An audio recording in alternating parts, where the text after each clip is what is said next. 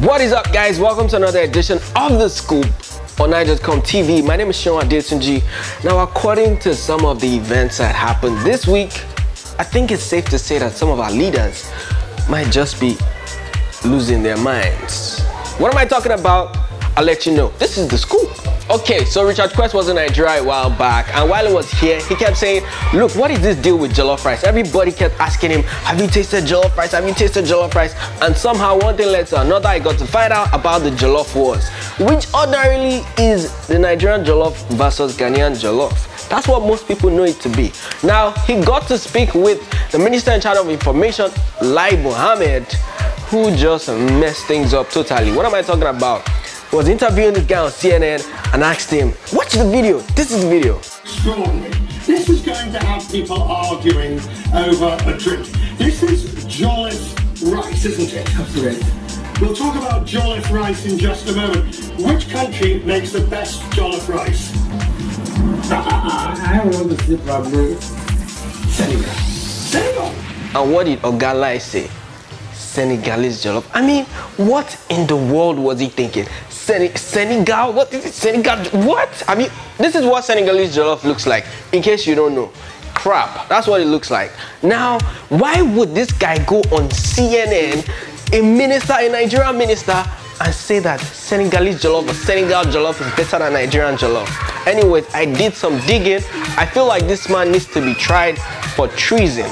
And what am I talking about? Let's define treason. What is treason?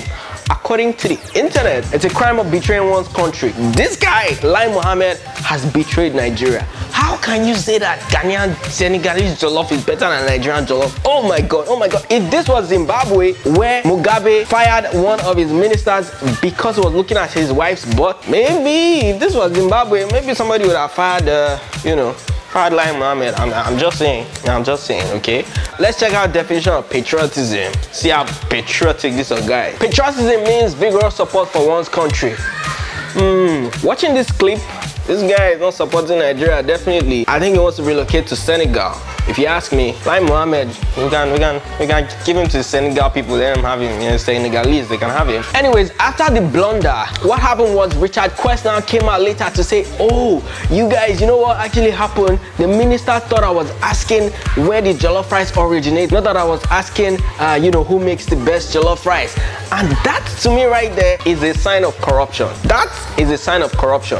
This guy was only in Nigeria for a very short period of time, but the cabals got to him and he became corrupt. How can you come and tell me that, oh, what the minister heard was that where did jollof rice originate? All the kids, everybody heard the question clearly. The minister that was right there with you, Richard Quest, is corrupt. He's corrupt now. If he wasn't corrupt before, he's corrupt now. That's the power of Nigeria.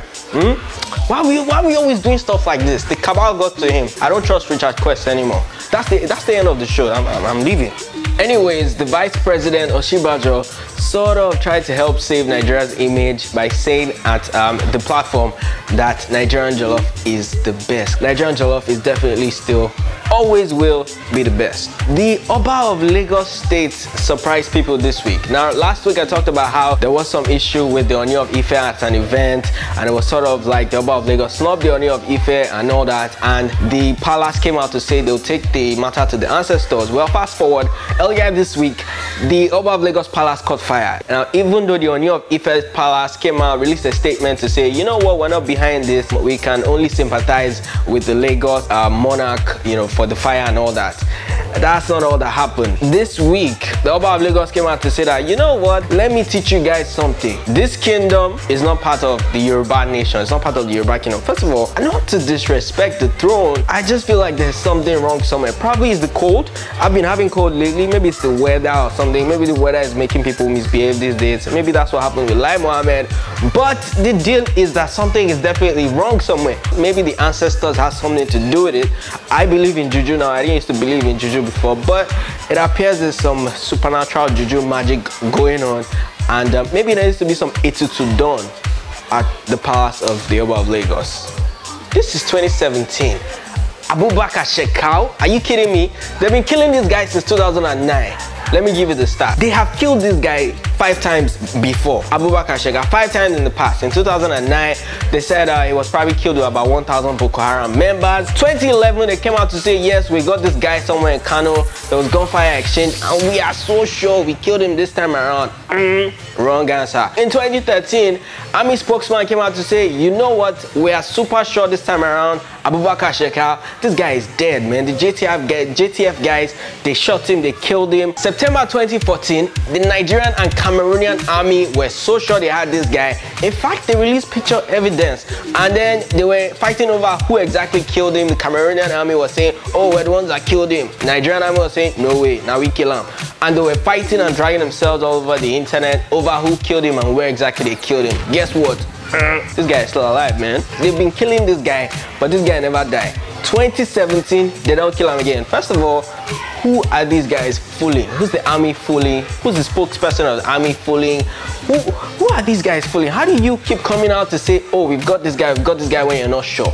The US Army came out once to say, you know what, we are certain we've killed Osama bin Laden. They released photos, and that was it. Osama gone forever. Who is Shekau compared to Osama? That Nigerian army and the coalition of soldiers, the Cameroonian army, will be killing these guys since 2009, but this guy just doesn't want to die.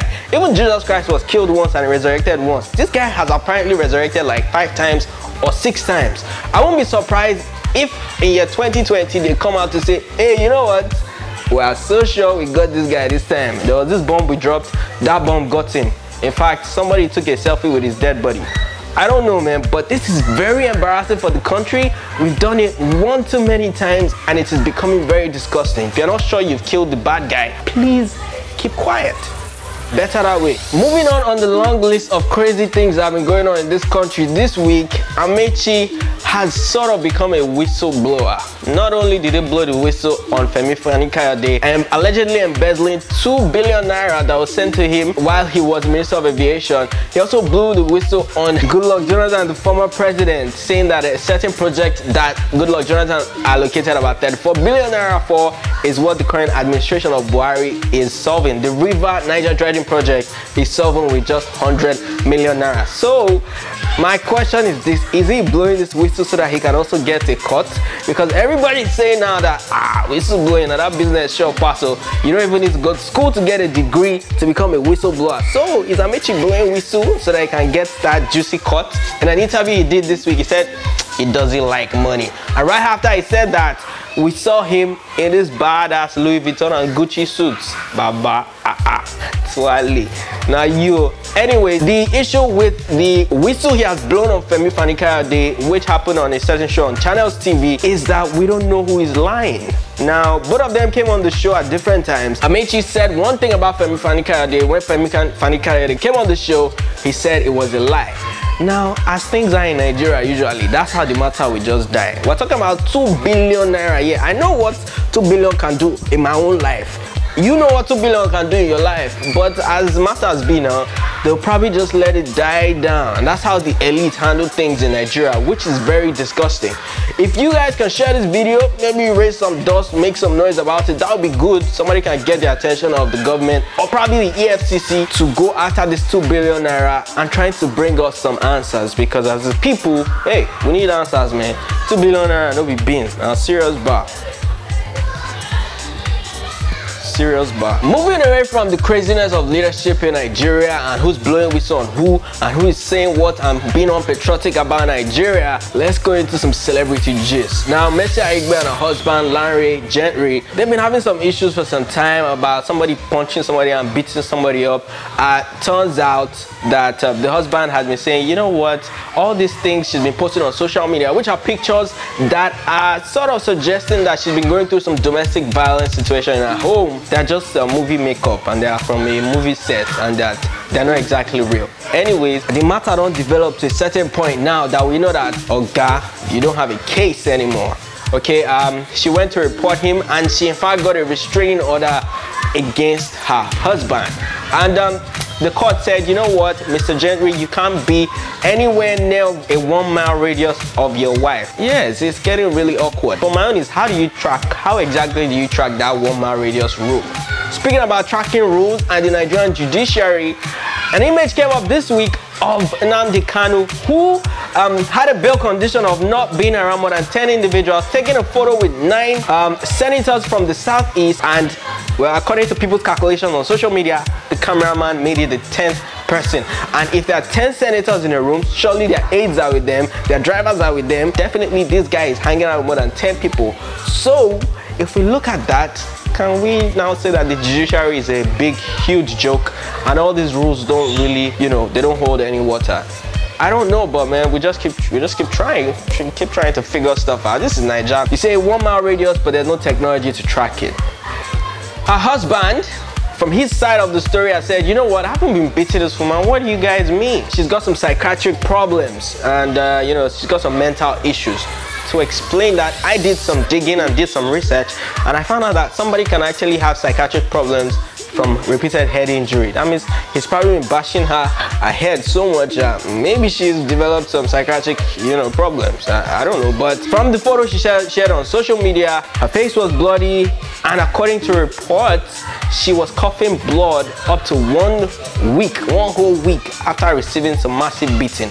Maybe that guy needs to go and settle scores with Anthony Joshua, or maybe he needs to change his career path from whatever he's on and go into boxing, because if you can beat somebody up and the person is coughing blood, your wife, after 1 whole week, then okay, boxing must be your thing. And while some people are getting beat up by their husbands, even though they're married, they're getting beat up by their husbands, some people can't even find a man to help them out, to satisfy them, to make them feel loved. I'm talking about the issue of a lady who apparently had been using a cassava to how do I say this? She's been using a cassava as a dildo to satisfy herself. It means say men don't finish totally, and she had to get a cassava. Now, I want to actually admonish this lady. She put in the effort to carve the cassava diligently to look like the shape of a male sexual organ, so that to improve satisfaction and all that. And she put in some safety measures. Yes, she actually, look at the picture now, she wears a condom over the cassava before using it to do whatever did and that she enjoys doing with it, basically, which is to pleasure herself.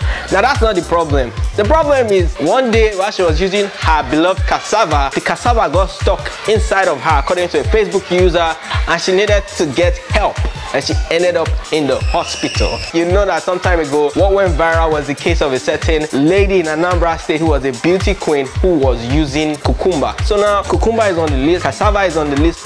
What else are the ladies using? If you have any ideas, drop in the comments below. Let me know about it. Let me advise you, it's better to get a man to do whatever he needs to do for you, as opposed to getting instruments and gadgets and all that. I mean, cassava.